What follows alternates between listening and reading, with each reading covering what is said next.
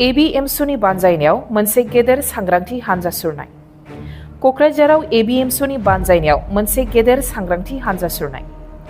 एबीएमसुआ दाय गोनां जाथायफोर, ड्राग्स, आयेन बेरेखा जौ जुवानि हेंथायै सांग्रांथियारि हानजा सुरदों।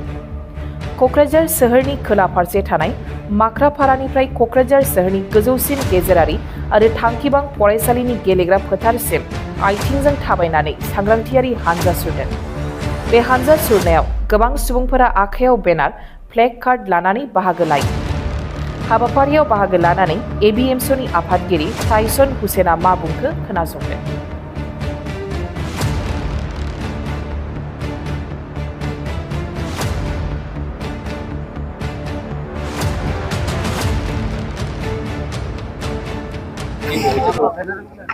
হয়তো আজি কিছুদিন ধৰি আপোনালোকে নিশ্চয় দেখিছে যে সমগ্ৰ অসমতে বিভিন্ন ধৰণৰ অপৰাধজনিত ঘটনাৰ সংখ্যা বৃদ্ধি পাইছে। বিশেষকৈ বিগত কেইটামান দিনত আমাৰ গোৱালপাৰা হওক, ঢেকিয়াজুলি হওক, মাজবাটত হওক বিভিন্নটা দলবদ্ধ ধৰণৰ ঘটনা সংঘটিত হৈছে। তাৰ সমান্তৰালভাৱে আমাৰ সমাজখনত চোৰ ডকাইতৰ দৰে ঘটনা বৃদ্ধি পাইছে। আৰু আমি দেখিবলৈ পাইছোঁ যে সমাজত বৰ্তমান সময়ত ড্ৰাগছ আৰু অবৈধ মদৰ এক অবাধ প্ৰচলন আৰম্ভ হৈছে। তো এই ক্ষেত্ৰত আমি এবিএমছুৱে 2005 চনত যেতিয়া জন্ম হৈছিল তেতিয়াৰ পৰা ধাৰাবাহিকভাৱে সমাজৰ পৰা এইসমূহ অনৈতিক কাম কাজ বন্ধৰ বাবে আমি ধাৰাবাহিকভাৱে কাম কাজ কৰি আহিছোঁ। কিন্তু আমি দেখিবলৈ পাইছোঁ বৰ্তমান সময়ত এনেকুৱা ধৰণৰ ঘটনা যেতিয়া বৃদ্ধি পাইছে, এটা জাতীয় সংগঠন হিচাপে এবিএমছুৱে আজি ৰাজপথলৈ ওলাই আহিছোঁ, ৰাইজক সজাগ সচেতন কৰিছোঁ। আৰু এই কাৰ্যসূচীৰ জৰিয়তে স্পষ্টভাৱে দাবী জনাইছোঁ যে সমাজত যিখিনি অপৰাধজনিত ঘটনা সংঘটিত হৈ আছে এই ঘটনাবোৰ আৰক্ষীয়ে শীঘ্ৰে বন্ধ কৰিবলৈ কঠোৰতকৈ কঠোৰতম আইনী ব্যৱস্থা গ্ৰহণ কৰক। তদুপৰি আপোনালোক আটাইয়ে জানে যে যিবিলাক ধৰ্ষণ কাণ্ডৰ ঘটনা সংঘটিত হৈ আছে, এই ধৰ্ষণ কাণ্ডৰ ঘটনা আচলতে আমি আজি স্পষ্টভাৱে এবিএমছুৱে ক'ব বিচাৰিছোঁ যে চৰকাৰৰ কিছুমান সপা ঢিলা নীতিৰ বাবে আচলতে এনেকুৱা বৃদ্ধি পাইছে। আজি ধৰ্ষণৰ দৰে অপৰাধৰ মানসিকতা থকা যিসকল ব্যক্তিয়ে এনেকুৱা ধৰণৰ ঘটনা সংঘটিত কৰিছে তেওঁলোকে যেতিয়া গ্ৰেপ্তাৰ হোৱাৰ পিছত খুব সোনকালে তেওঁলোকে ন্যায়িক জিম্মাৰ পৰা মুকলি হৈ আহিব পাৰে। সেইকাৰণে আমি এবিএমছুৱে স্পষ্টভাৱে দাবী জনাইছোঁ যে বিগত দিনত ঢেকিয়াজুলি হওক, মাজবাট হওক, গোৱালপাৰাত হওক যিবিলাক ধৰ্ষণৰ ঘটনা সংঘটিত হৈছে, সি যি জাতি, ধৰ্ম, বৰ্ণ, ভাষা সম্প্ৰদায় নহওক কিয় তেওঁলোকক ফাষ্ট ট্ৰেক আদালতৰ জৰিয়তে জেলৰ ভিতৰত থাকোঁতেই যাতে তেওঁলোকে দৃষ্টান্তমূলক শাস্তি পাব পাৰে সেই ব্যৱস্থা গ্ৰহণ কৰক। তদুপৰি আপোনালোক স্পষ্টভাৱে আমি ক'ব বিচাৰিছোঁ যে বৰ্তমান সময়ত কিছুমান ৰাজনৈতিক ব্যক্তিয়ে অপৰাধ আৰু ধৰ্মক একাকাৰ কৰিছে। বিগত সময়ছোৱাতো আমি দেখিবলৈ পাইছোঁ বিভিন্ন ধৰণৰ এনেকুৱা ঘটনা সংঘটিত হৈ আহিছিল। আজিৰ তাৰিখত আমি আচলতে দুখ পাইছোঁ, আমি আচৰিত হৈছোঁ কিছুমান জাতীয় সংগঠনেও যেতিয়া কিবা এটা অপৰাধত কোনোবা মুছলমান সম্প্ৰদায়ৰ 2-3জন যুৱক জড়িত হৈ থকা কাৰণে সমগ্ৰ মুছলমান সম্প্ৰদায়টোকে তেওঁলোকে অপৰাধী সম্প্ৰদায় হিচাপে এষ্টাব্লিছ কৰিব বিচাৰিছে। এনেকুৱা ধৰণৰ কথা আচলতে কেতিয়াও এইখন সমাজৰ বাবে গ্ৰহণযোগ্য হ'ব নোৱাৰে। আজি বিগত সময়ছোৱাত বিভিন্ন উগ্ৰপন্থী সংগঠন আছিল, বিভিন্ন সন্ত্ৰাসবাদী সংগঠন আছিল, সেইসকল ব্যক্তিয়েও বিভিন্ন ধৰণৰ কুটাঘাতমূলক ঘটনা সংঘটিত কৰিছিল। সেইবুলি কোনো এটা জাতি বা জনগোষ্ঠী কেতিয়াও অপৰাধী হ'ব নোৱাৰে। আমি স্পষ্টভাৱে সেই কথা কৈ আহিছোঁ, সমাজত পিচফুল কোএক্সিষ্টেন্সৰ কথা কৈ আহিছোঁ। আৰু আমি আজি এই সজাগতা সমদল কাৰ্যসূচীৰ জৰিয়তে চৰকাৰক আহ্বান জনাইছোঁ, বিভিন্ন জাতি জনগোষ্ঠীৰ মানুহক আহ্বান জনাইছোঁ যে এনেকুৱা ধৰণৰ অপৰাধজনিত ঘটনা একমাত্ৰ প্ৰতিটো জাতি জনগোষ্ঠীৰ মানুহ, চৰকাৰ, প্ৰশাসন, জুডিচিয়াৰী একেলগে আহিয়ে আমি নিৰ্মূল কৰিব পাৰিম।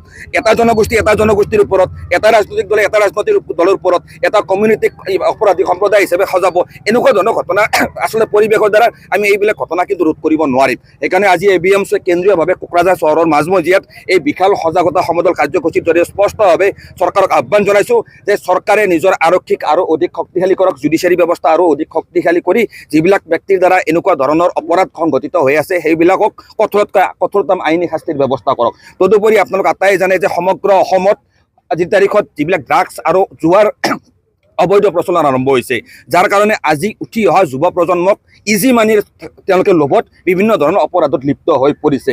তো আজি চৰকাৰে যদি ইচ্ছা কৰে, আৰক্ষী, তামোলপুৰ আৰক্ষী, ওদালগুৰি আৰক্ষীয়ে যদি ইচ্ছা কৰে তেনেহ'লে 1 ঘণ্টাৰ ভিতৰত সমগ্ৰ BTC অঞ্চলত ড্ৰাগছৰ প্ৰচলন বন্ধ কৰি দিব পাৰে, জুৱাৰ প্ৰচলন বন্ধ কৰি দিব পাৰে। ডকাইতি হওক, চোৰ হওক, এইবিলাক ব্যক্তি কিয় ইয়াত সোমাবলৈ সাহস পাইছে? কাৰণ চৰকাৰে এনেকুৱা ধৰণৰ বেলেগ অপৰাধসমূহক তেওঁলোকে গুৰুত্ব দিয়া নাই। সেইকাৰণে আজি দেখিবলৈ পাইছোঁ ক্ৰমান্বয়ে এই BTC অঞ্চলতো বিভিন্ন ধৰণৰ অপৰাধ সংখ্যা বৃদ্ধি পাব ধৰিছে। প্ৰমোদ বড়ো ডাঙৰীয়াই শান্তিৰ BTCৰ কথা কয়, কিন্তু এনেকুৱা ধৰণৰ সৰু সৰু যিবিলাক সমস্যা যদি তেওঁলোকে মাত নামাতে, গুৰুত্ব নিদিয়ে, আজি ড্ৰাগছে গোটেই সমাজখন ধ্বংস কৰি দিব বিচাৰিছে।